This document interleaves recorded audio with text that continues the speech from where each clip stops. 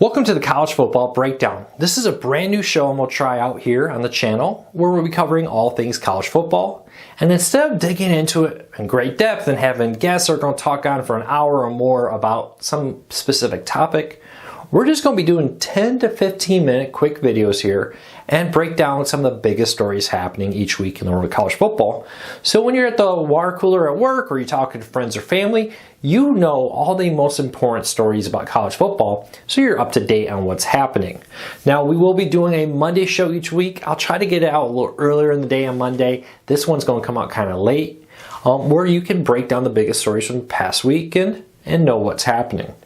On Fridays, I'm also going to do another video where we'll take a look at some of the big games coming from over the weekend, let you know what I'll be watching, what I think are some important games, maybe even give you a little prediction here and there. But every Monday and Friday, we'll be breaking down college football. Tuesdays and Thursdays will be the regular breakdown show. Now, I'm not sure how this will go. I absolutely love college football, and I love talking about it. So I thought, what better way to do that than with everybody here subscribes on the channel, follows us on Twitter, and more. Now, if you love college football and you want to learn more in a kind of a condensed version of the news, so you have all the biggest stories right at your fingertips every Monday morning, and a look ahead at some of the biggest games every Friday, hit that subscribe button. Hit that thumbs up. It really does help us because it lets YouTube know you enjoy what we do here. And hopefully we can keep you up to date on some of the stories that can be kind of lost in the mix sometimes, and all the biggest stories happening in the world of college football. I'll also be posting about college football news and more over on my Twitter account, LukeBK. Link in the show notes down below. So that's it. I will also, for each story I talk about here, include links to them. So if you hear something that you want to learn more about in the show, check out the show notes for a link to that story so you can read about it in great detail and learn everything you want to know. Let's get into it now on this inaugural College Football Breakdown show. All right, Pac-12 has been left kind of high and dry. Big Ten was the other Power 5 team that canceled fall football, moving it to the spring. Last week, the Big Ten reversed course, saying we will start college football in October. Now reports are coming out. One of the first people I saw talking about this, I'm not sure who actually broke the story, was Dan Patrick from the Dan Patrick Show. He reports that sources are telling him that on November 7th, Pac-12 college football will return, and it will play only 6 games. Now, that could be kind of tough. 6 games is not a lot to make a college playoff argument. We'll see how the committee plays that in consideration when it really happens. At the time of this recording, it's only a rumor, but sources are looking pretty good on it. The CEO of the Pac-12 group has come out and said, quote, they have had a, quote, informative and productive meeting back on September 18th about the possibility of relaunching college football. Now, when I'm recording this on the 21st, we still haven't heard any details on it. So we'll see. It does seem like the Pac-12 is working to say, hey, don't forget about us.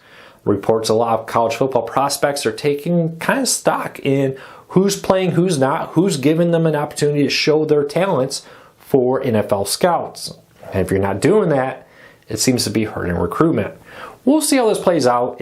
With the Pac-12 being the only Power 5 conference out there not playing fall sports right now, or at least for football, that really seems to be a thorn in the side of the fans there, of the coaches, and of the players. So we'll see how this plays out. We'll also see how the Pac-12 player demands play into this. I'll keep it up to date here and let you know once we learn more.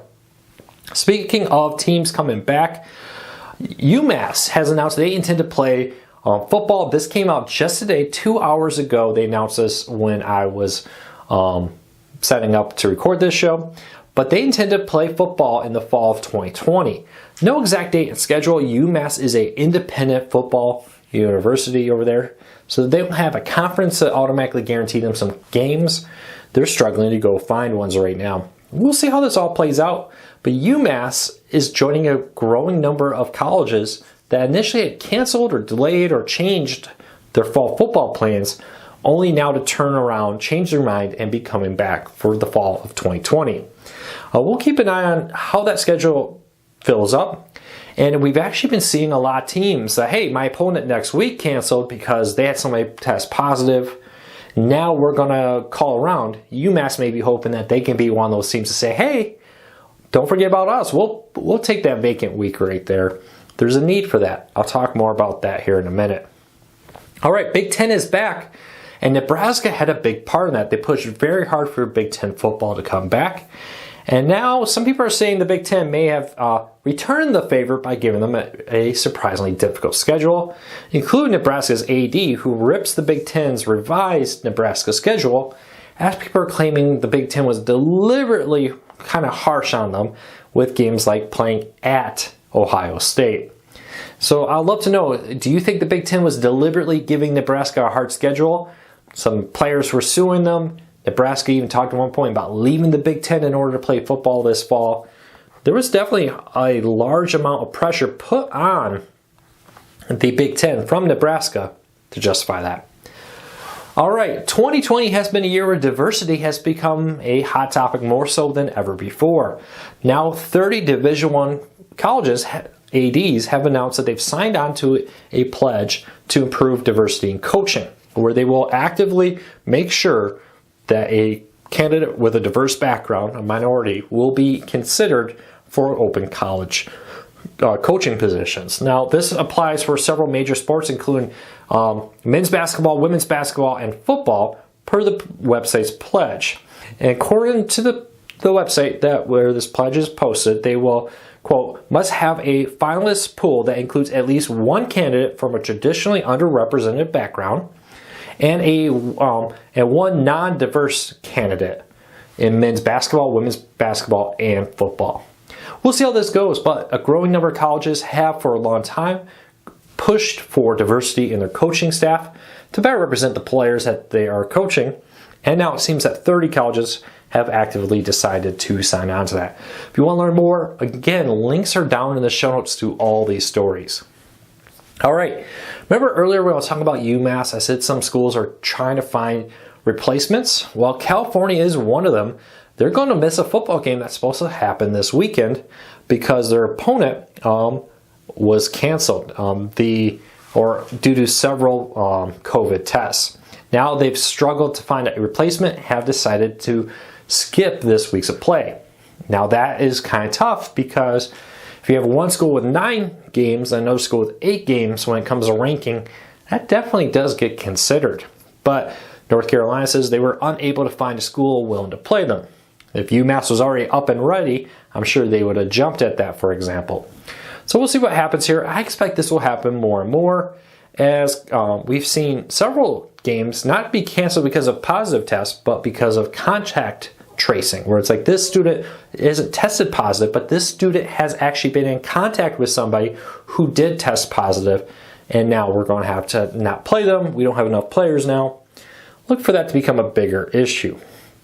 All right, there is a big game in the state of Florida this weekend, and game day, if you're a big college football ESPN game day fan, they're going for 2 weeks in a row to a Miami game, this time at Miami, going down to the U for the Florida State-Miami game. This is one of the biggest rivalry games we've had so far this year, and it will be a fairly entertaining game. See how Miami does against Florida State. They've looked pretty good this year. We'll see how they continue to play. Florida State hasn't looked nearly as good, so a lot of people are betting Miami. Now, UCF's quarterback wants to let you know neither one of those teams, though, are the best team in Florida. UCF has been University of Central Florida. It's been making a lot of big noise as a contender for one of the best schools in Florida. Their quarterback seems to want to continue that argument, coming out and saying, quote, we're the best team in Florida. We'll see how that comes down. I think a lot of schools in Florida would like to argue that. University of Florida hasn't even played yet.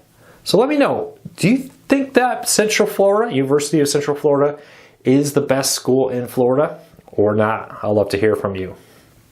All right. One kind of sad news for Ohio State fans. Ohio State has lost, kinda and kinda not, their record for the most consecutive appearances in the AP's college football poll. After 132 consecutive polls, not years, consecutive polls each week of being ranked in the AP poll, earlier this year, they are not ranked because they're not playing. Now the AP has kind of said, well, we're not officially terminating that record. We're just coming out and saying, hey, because the 2020 is kind of a weird year, we may extend that record once they reappear, once they're considered eligible for the poll. Right now, SEC teams are eligible even though they haven't played. I believe Big Ten teams next week will become eligible to be voted on as part of the AP poll as they approach the time for them to start playing later on in October. It's kind of a weird time. We got teams who are playing who are being ranked. We got teams who are not playing who are being ranked. And we got teams who are not playing but will play who aren't ranked yet. It has definitely created a weird year for college football rankings with AP and college and more. Again, though, those sound good. Those are fun right now. The poll that really does matter, the playoff committee, we won't know for a couple more weeks or for about a month and some right now with when they actually intend to release them this year. So we'll wait and see how the College Football Playoff Committee weighs all this together when the time comes. And that's going to be what really matters. So while things like the AP poll record for Ohio State is impressive, nowadays it just doesn't mean what it used to. All right, everybody, that's it for our inaugural The Breakdown College Football Edition.